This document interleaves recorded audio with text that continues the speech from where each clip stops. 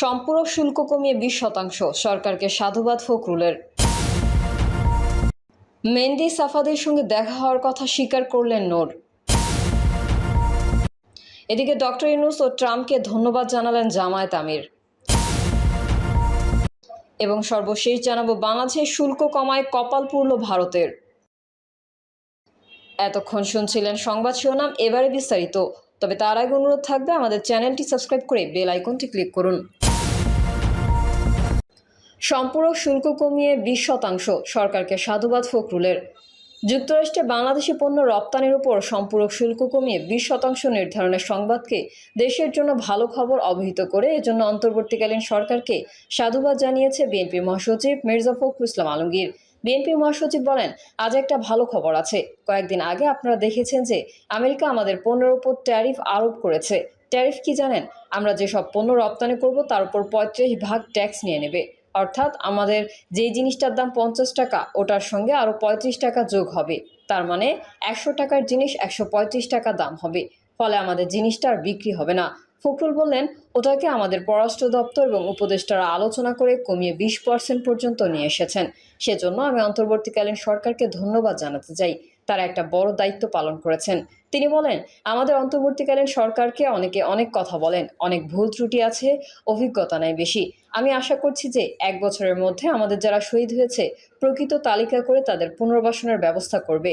দুর্ভাগ্য তারা পুরোটা করতে পারেনি, কিন্তু তারা চেষ্টা করেছেন। মির্জা ফখরুল বলেন, আমাদের প্রধান উপদেষ্টা কথা দিয়েছেন যে আগামী ফেব্রুয়ারি মাসে নির্বাচন হবে। এই নির্বাচনটা আমরা চাই, দেশের মানুষ চায়। একটা নির্বাচিত সরকারের অধীনে দেশ পরিচালনা করতে চায়। তিনি আরও বলেন, আমার তো যাওয়ারই জায়গা নেই। এখন আমার কোনো সমস্যা হলে আমি কার কাছে যাব? কোনো এমপি নাই তো? আছে?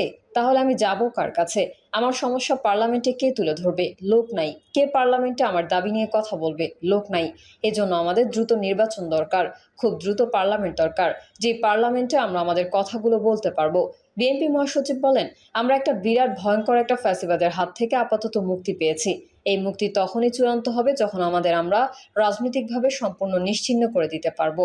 মির্জা ফখরুল বলেন, যারা লুটপাট করে, যারা ব্যাংক লুট করে, চাঁদাবাজি করে, যারা মানুষের সম্পত্তি দখল করে নিয়ে যায়, তাদের বিরুদ্ধে আমাদের কোনো রকমের আপোষ থাকবে না। তাদেরকে আমরা কখনোই স্বীকার করব না এবং তাদেরকে কোনো মতেই সামনে আসতে দেব না। তিনি বলেন, খালেদা জিয়ার উপরে যে আস্থা রেখেছিল জনগণ, একইভাবে আজ তারা তারেক রহমানের উপর আস্থা রাখছে। অপেক্ষা করছি কবে তিনি দেশে আসবেন, কবে নেতৃত্ব দেবেন। আমরা আল্লাহর কাছে দোয়া করছি যেন তিনি দ্রুত দেশে আসেন, আমাদের সবাইকে ঐক্যবদ্ধ করে নেতৃত্ব দেন, সেটাই কামনা। বিএনপির মহাসচিব বলেন, তিনি বলছেন যে আমরা একটা নতুন বাংলাদেশ তৈরি করব। যেই বাংলাদেশে সব মানুষের সমান অধিকার থাকবে, ভোট দিতে পারবে। সাধারণ গরিব মানুষ সেই গরিব থাকবে না। আস্তে আস্তে সে উন্নতির দিকে যাবে এবং ন্যায় বিচার প্রতিষ্ঠা করা হবে। ডক্টর ইউনূস ও ট্রাম্পকে ধন্যবাদ জানালেন জামায়াত আমির। বাংলাদেশ সহ 90টির বেশি দেশের জন্য নতুন শুল্কহার ঘোষণা করেছেন যুক্তরাষ্ট্রের প্রেসিডেন্ট ডোনাল্ড ট্রাম্প। দর কষাকষির পর বাংলাদেশের শুল্ক 35% থেকে কমিয়ে 20% আনা হয়েছে। এ ঘটনায় বাংলাদেশ সরকার ও ডোনাল্ড ট্রাম্পকে ধন্যবাদ জানিয়েছে বাংলাদেশ জামায়াত ইসলামের আমির ডক্টর শফিকুর রহমান। শুক্রবার বিকেলে নিজের ভেরিফাইড ফেসবুক পেজে এই নিয়ে একটি পোস্ট দিয়েছেন তিনি। জামায়াতের আমির তার পোস্টে বলেছেন, আলহামদুলিল্লাহ, বাংলাদেশের রপ্তানি পণ্যের উপর যুক্তরাষ্ট্রের পক্ষ থেকে যে উচ্চ ট্যাক্স হার ঘোষণা করা হয়েছিল, বাংলাদেশ সরকারের কার্যকর উদ্যোগ এবং যুক্তরাষ্ট্র সরকারের আন্তরিকতায় তা কমে 20% নেমে এসেছে। এজন্য প্রেসিডেন্ট ডোনাল্ড ট্রাম্প এবং অধ্যাপক ডক্টর মোহাম্মদ ইউনূস সরকারকে ধন্যবাদ জ্ঞাপন করছি। তিনি আরও বলেন, আশা করছি ভবিষ্যতে ডক্টর মোহাম্মদ ইউনূস এবং পরবর্তীতে যারা রাষ্ট্র পরিচালনার দায়িত্বে আসবেন তারা সম্মানজনক অবস্থান ধরে রেখে বিশ্ব কূটনীতির ময়দানে মর্যাদাপূর্ণ দায়িত্ব পালন করবেন। এই উদ্যোগে সংশ্লিষ্ট সবাইকে আবারও আন্তরিক ধন্যবাদ। মেহেদী সাফাদির সঙ্গে দেখা হওয়ার কথা স্বীকার করলেন নূর। ইসরায়েলি নাগরিক মেহেদী সাফাদির সঙ্গে দেখা হওয়ার বিষয়টি স্বীকার করলেন গণ অধিকার পরিষদের সভাপতি নুরুল হক নূর। বৃহস্পতিবার রাজধানীর সিরডাপ মিলনায়তনে পররাষ্ট্রনীতি বিষয়ে সেন্টার ফর গভর্নেন্স স্টাডিজ আয়োজিত এক সেমিনারে বিষয়টি স্বীকার করেন তিনি।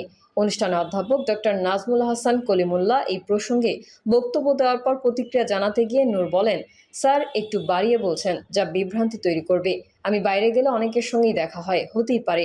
ঘটনা প্রায় 2 বছর পরে মেহেদী সাফাদের সঙ্গে সাক্ষাৎ প্রসঙ্গে নূর বলেন, এক কফি শপে দাঁড়িয়ে ছবি তুলেছিলাম। কফি টফি মিটিং টিটিং কিছু হয়নি।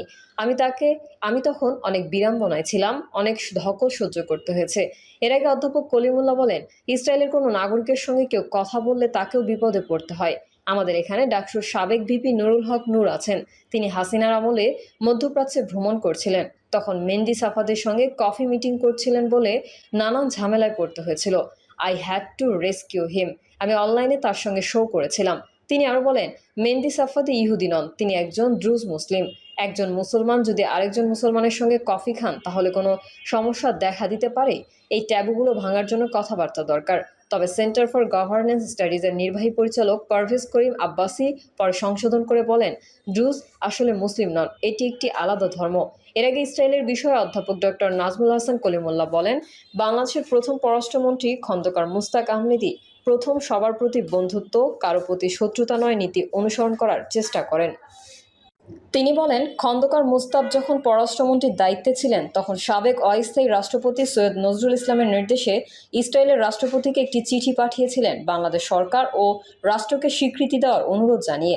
এর পরিপ্রেক্ষিতে 25 এপ্রিল ইসরায়েল সেই চিঠির উত্তর দেয় এবং স্বীকৃতি দেওয়ার আগ্রহ প্রকাশ করে।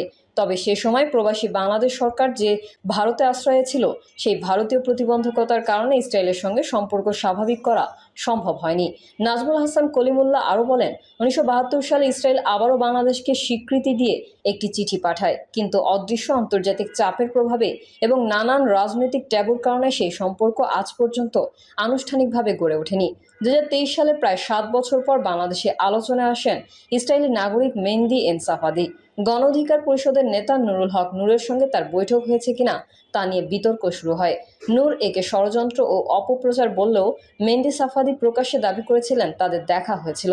2023 সালের মাঝামাঝি কাতার সফরের সময় নূর ও সাফাদির ওই সাক্ষাৎ ঘটে বলে বিভিন্ন সূত্রে জানা যায়। এ নিয়ে আওয়ামী লীগ সরকার ও গোয়েন্দা সংস্থার দৃষ্টি বিশেষভাবে কেন্দ্রীভূত হয়। এরপর নূর রাজনীতিতে খানিকটা কোণঠাসা হয়ে পড়েন। মেহেদী সাফাদির প্রথম আলোচনায় আসে 2016 সালে বিএনপির যুগ্ম মহাসচিব আসলাম চৌধুরীর সঙ্গে তার বৈঠকের খবরে। ওই ঘটনার পর আসলামের বিরুদ্ধে রাষ্ট্রদ্রোহ মামলা হয় এবং তিনি গ্রেফতার হন। তখন আওয়ামী লীগ সরকার অভিযোগ তোলে বিএনপি বিদেশে ষড়যন্ত্র করছে। এরপর থেকেই সাফাদিকে ঘিরে বিভিন্ন রাজনৈতিক গুঞ্জন শুরু হয়। তবে তাকে ইসরায়েলি গোয়েন্দা সংস্থা মোসাদের সঙ্গে যুক্ত বলে দাবি করা হলেও এর নিশ্চিত কোনো প্রমাণ মেলেনি। গেলান মালভূমির বাসিন্দা মেহেদী সাফাদি ইসরায়েলের লিকুদ পার্টির সদস্য। একসময় তিনি সাবেক ড্রুজ নেতা ও মন্ত্রী আইয়ুব কারের চিফ অব স্টাফ ছিলেন। তিনি Safadi centre for international diplomacy নামে একটি সংগঠন পরিচালনা করেন, যার দাবি তারা বিশ্বজুড়ে সংখ্যালঘু অধিকার, গণতন্ত্র ও মানবাধিকার নিয়ে কাজ করে। তবে সংগঠনটির প্রকৃত কার্যক্রম ও অর্থায়ন ঘিরে রয়েছে নানান প্রশ্ন। দুবাইও ব্যবসা রয়েছে সাফাদির।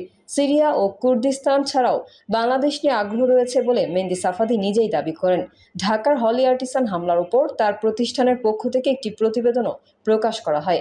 বাংলাদেশে তার মূল সংযোগ ছিলেন শিপন কুমার বসু নামের এক ব্যক্তি, যাকে 2023 সালে মেহেদী প্রতারক বলে আখ্যা দেন। বাংলাদেশ সরকারের পক্ষ থেকে ইসরায়েলের সঙ্গে সরাসরি কূটনৈতিক সম্পর্ক না থাকলেও 2021 সালে পাসপোর্ট থেকে ইসরায়েল ভ্রমণ নিষিদ্ধ শব্দটি তুলে নেওয়া হয়। এছাড়া ইসরায়েলি দৈনিক হারেজের এক প্রতিবেদনে দাবি করা হয়, বাংলাদেশ সরকার একটি ইসরায়েলি কোম্পানি থেকে নজরদারি প্রযুক্তিও কিনেছে, যদিও সরকার এই বিষয়ে আনুষ্ঠানিক কিছু জানায়নি। ঢাকায় নিযুক্ত ফিলিস্তিনের রাষ্ট্রদূত তখন গণমাধ্যমকে জানান, কাতার, দুবাই ও ভারতের নূর সাফাদি সাক্ষাতের কিছু ছবি তাদের গোয়েন্দা সংস্থার হাতে এসেছে। নুরুল হক নূর সে সময় দাবি করেছিলেন তার বিরুদ্ধে ষড়যন্ত্র চলছে এবং তার রাজনৈতিক দলকে ভাঙার উদ্দেশ্যে এসব অপপ্রচার চালানো হচ্ছে। প্রিয় দর্শক, এই ছিল এখনকার সর্বশেষ সংবাদ। আপডেট হওয়া সংবাদ পেতে চ্যানেলটি সাবস্ক্রাইব করে বেল আইকনটি ক্লিক করুন। কমেন্টে আপনার মতামত জানিয়ে আমাদের সাথেই থাকুন। ধন্যবাদ সবাইকে। আল্লাহ হাফেজ।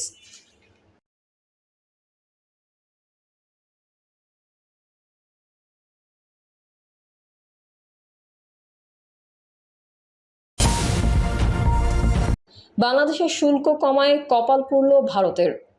বাংলাদেশের পণ্যের পারস্পরিক শুল্ক 35% থেকে কমিয়ে 20% নামিয়ে এনেছে যুক্তরাষ্ট্র। এরপরই শুক্রবার ভারতের পোশাক বাজারের শেয়ারের দরপতন হয়েছে। গত 8ই জুলাই প্রধান উপদেষ্টা ডক্টর মোহাম্মদ ইউনূসের কাছে চিঠি পাঠান মার্কিন প্রেসিডেন্ট ডোনাল্ড ট্রাম্প। ওই সময় তিনি জানান, 1 আগস্ট থেকে বাংলাদেশি পণ্যে 35% শুল্ক আরোপ করা হয়। তবে আলাপ আলোচনার পর তিনি এই শুল্ক 20% নামিয়ে এনেছেন। অপরদিকে ভারতের পণ্যে 25% শুল্ক আরোপ করেছে যুক্তরাষ্ট্র, যা আজ থেকে কার্যকর হয়েছে।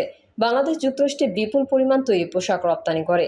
ভারত দীর্ঘদিন ধরেই এই বাজারটি ধরার চেষ্টা করছে, কিন্তু প্রযুক্তি ও শ্রমের সহজলভ্যতার কারণে বাংলাদেশ এগিয়ে আছে। তবে গত মাসে যখন বাংলাদেশের উপর ট্রাম্প 35% শুল্ক আরোপ করেন, তখন ভারতের বাজার বাংলাদেশের চেয়ে এগিয়ে যায়। ওই সময় দেশটির পোশাক বাজারের শেয়ারের দামও বৃদ্ধি পায়। কিন্তু নতুন শুল্ক ঘোষণার পর পাল্টে যেতে থাকে চিত্র। বাংলাদেশের উপর শুল্ক কমানোর ঘোষণা দেওয়ার পরই ভারতের কেপিআর মিলসের শেয়ার 5%, ওয়েলস্পুন লিভিংয়ের শেয়ার 2%, অলোক ইন্ডাস্ট্রিজের শেয়ার 0.8%, পিয়াস গ্লোবার্সের শেয়ার 3.7%, গোকুল দাস এক্সপোর্টের শেয়ার 2.6%, কিটেক্স গার্মেন্টসের শেয়ার 3.21% এবং বর্ধমান টেক্সটাইলের শেয়ার 2.8% কমে যায়। অপরদিকে যুক্তরাষ্ট্রের সঙ্গে পাকিস্তানের বাণিজ্য চুক্তি করেছে। এর ফলে দেশটির পণ্যে 19% শুল্ক আরোপ করেছে দেশটি, যেখানে গত এপ্রিলে আরোপ করা হয়েছিল 29% শুল্ক। এছাড়া পাকিস্তানের সঙ্গে যৌথভাবে তেল অন্বেষণেও চুক্তিবদ্ধ হয়েছে যুক্তরাষ্ট্র। এদিকে শুল্কে যে সর্বশেষ পরিবর্তন যুক্তরাষ্ট্র এনেছে, এতে দেখা গেছে 50টিরও বেশি দেশের শুল্ক আগের তুলনায় কমানো হয়েছে, যার মধ্যে দক্ষিণ এশিয়া ও আসিয়ানভুক্ত দেশগুলো রয়েছে। এর অঞ্চলের মধ্যে শুধুমাত্র ব্যতিক্রম ভারত, যেখানে দেশটির উপর পূর্ব ঘোষিত 25% শুল্ক বহাল রাখা হয়েছে।